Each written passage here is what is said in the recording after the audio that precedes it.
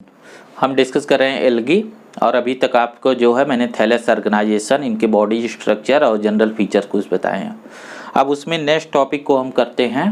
तो जो अगला जो टॉपिक है इसमें रिप्रोडक्शन पे आते हैं। ये भी बहुत इम्पोर्टेंट टॉपिक है, इसे हम देखेंगे। देखिए जो रिप्रोडक्शन है ना, ये आपको 12th में थोड़ा डिटेल बताया जाएगा, लेकिन यहाँ रिप्रोडक्शन आ गया है तो मैं एक इंट्रोडक्शन आपको देना चाह रहा हूँ कि इसकी थोड़ी अंडरस्टैंडिंग। इसमें 3 टाइप के रिप्रोडक्शन आपको बार बार मेंशन, एक होगा वेजिटेटिव, ठीक है, एक होगा एसेक्सुअल रिप्रोडक्शन और एक होगा सेक्सुअल रिप्रोडक्शन। तो इनकी मीनिंग क्या होंगे ये बात आपको समझाना चाह रहे हैं। देखिए सेक्सुअल रिप्रोडक्शन के तो 2 क्राइटेरिया है कि गेमेटोजेनेसिस दिखाओ, ठीक है, ये दिखाना पड़ेगा gametogenesis and fusion of gametes. अगर ये चीज़ प्रेजेंट है, फ्यूजन ऑफ गैमेट्स, अगर ये चीज़ प्रेजेंट है तो आप बोलेंगे कि रिप्रोडक्शन सेक्सुअल है, ठीक है, क्लियर कट क्राइटेरिया है। वेजिटेटिव का मतलब है कि अगर वेजिटेटिव बॉडी जो है, जो न्यूट्रिशन के लिए रिस्पॉन्सिबल है, वो एक प्रोपाग्यूल की तरह काम करे और उससे नई बॉडी एराइज हो, तो हम रिप्रोडक्शन को वेजिटेटिव बोलते हैं।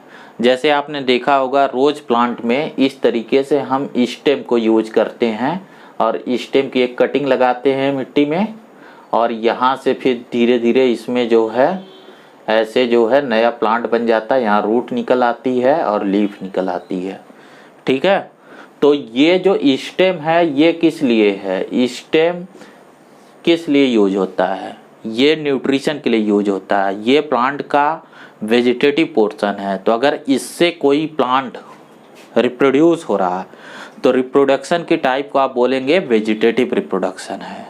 जैसे यहाँ एल्गी में अगर एल्गल फिलामेंट, ग्रीन फिलामेंट से नए जो है एल्गी अगर रिप्रोड्यूस होंगे, नए एल्गी प्रोड्यूस होंगे, तो उसको हम बोलेंगे कि ये जो तरीका है ये वेजिटेटिव मीन्स है। एसेक्सुअल मीन्स क्या है? एसेक्सुअल मीन्स देखिए, एसेक्सुअल मीन्स किसे बोलते हैं कि यहाँ पे वेजिटेटिव नहीं, कुछ स्पेशलाइज चीज़ें तो बनती हैं, ठीक है, प्रोपागेशन के लिए कुछ स्पेशलाइज चीज़ें बनती हैं। जैसे वेजिटेटिव में कोई स्पेशलाइज चीज़ नहीं बनती, ये स्टेम पहले से प्लांट में था, हमें पता था कि स्टेम की कटिंग लगाने पे उससे नया प्लांट तैयार हो जाता है। पोटैटो का जैसे ट्यूबर काट के लगाने से एक नया प्लांट बन जाता है। ये सब वेजिटेटिव मीन्स ऑफ प्रोडक्शन है, ठीक है, रिप्रोडक्शन है।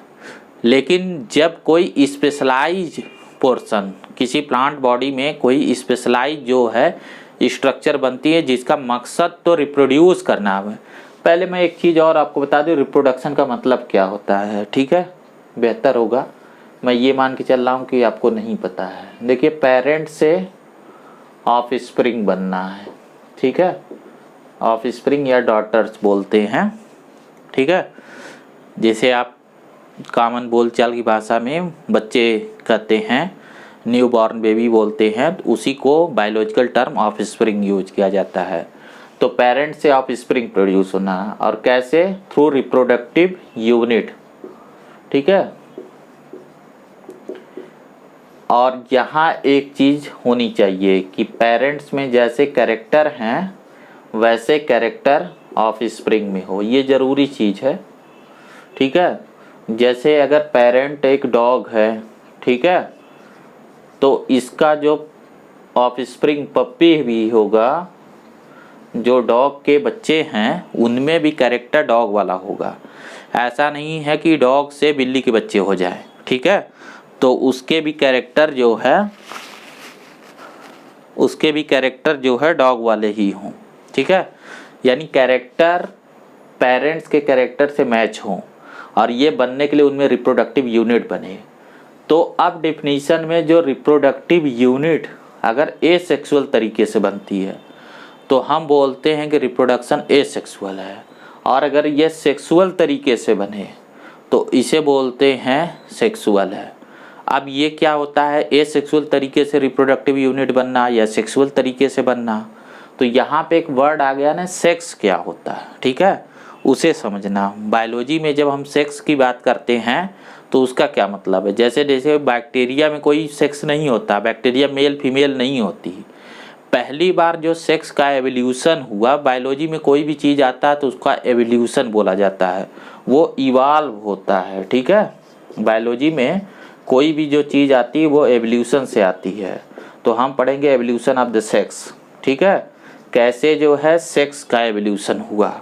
जब आप सेक्स को समझेंगे तभी आप समझ पाएंगे कि जब हम सेक्सुअल रिप्रोडक्शन कह रहे हैं तो उसका मतलब क्या है, और जो डिफरेंट टाइप की गेमेटोजेनेसिस आपको मेंशन की गई है उनका मतलब क्या है। तो इन बातों को थोड़ा हम समझेंगे।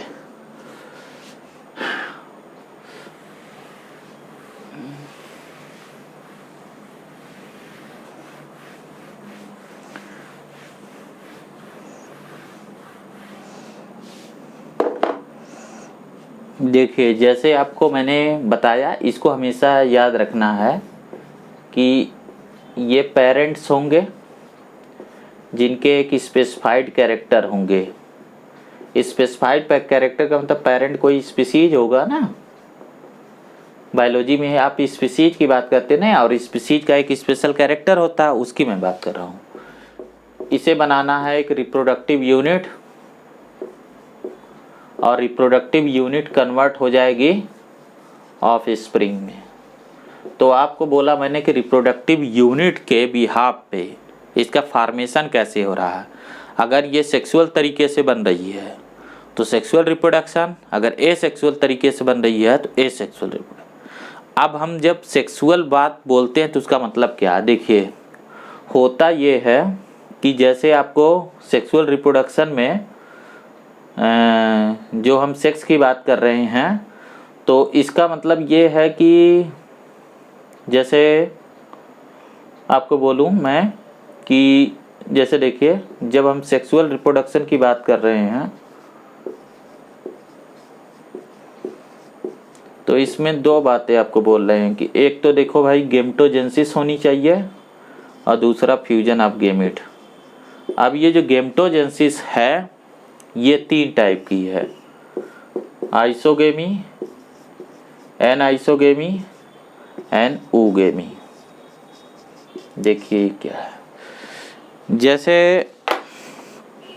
आइसोगेमी का मतलब है कि इसके दोनों गेमेट, ठीक है, जैसे यहाँ पे एल्गी एक्वेटिक स्पीसीज है तो इसके दोनों गेमेट मोटाइल होते हैं, स्पोर फॉर्म में होते हैं, ठीक है, वो मोटाइल होते हैं।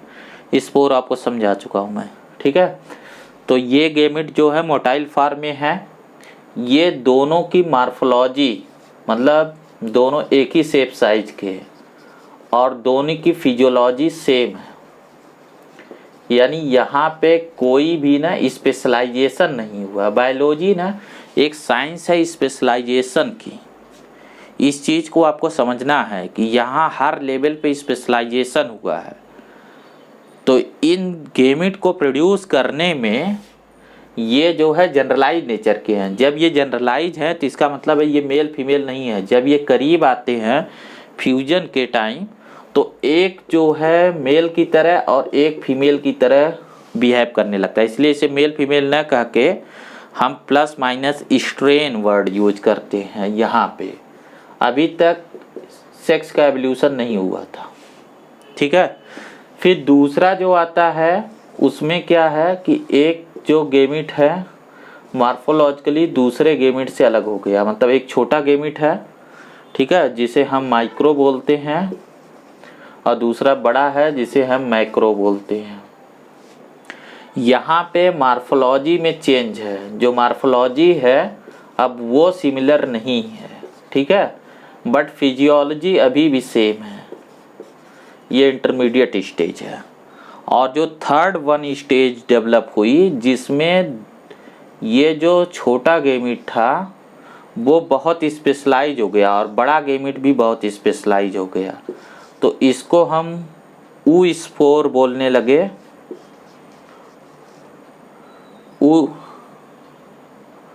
oospore बोलने लगे और इसको हम स्पर्म बोलने लगे। देखिए इसमें मोटिलिटी ख़त्म हो गई और इसमें मोटिलिटी प्रेजेंट है। ये मोटाइल है, ये नॉन मोटाइल है। इसमें बल्कि फूड रिजर्व को रखा जाता है, इसीलिए ये नॉन मोटाइल हो गया।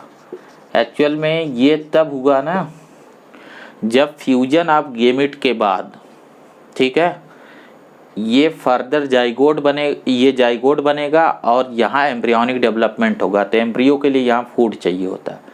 तो यहाँ बहुत स्पेशलाइज है। अब देखिए इसकी मार्फोलॉजी और फिजियोलॉजी दोनों में स्पेशलाइजेशन है, इसका मार्फोलॉजिकली और फिजियोलॉजिकली। तो हम बोलेंगे जब मार्फोलॉजिकली और फिजियोलॉजिकली बहुत ही डिफरेंशिएटेड या स्पेशलाइज प्रोपग्यूल प्रोड्यूस किए जाते हैं, रिप्रोडक्टिव यूनिट प्रोड्यूस किए जाते हैं, तो इसमें जो मोटाइल पोर्शन को जो प्रोड्यूस करता है, ठीक है, जो मोटाइल पोर्शन को प्रोड्यूस करता है गेमिट को, उसको हम बोलते हैं मेल सेक्स, ठीक है। और जो आर्गन प्रोड्यूस करता है इस गेमिट को, उसे हम बोलते हैं गोनेड्स, ठीक है। और मेल में उस गोनेड को जनरली अगर एनिमल होता है तो टेस्टिस बोलते हैं, प्लांट होता है तो एंथ्रेडियम बोलते हैं। आगे ये हम यूज करेंगे, ठीक है, ठीक है।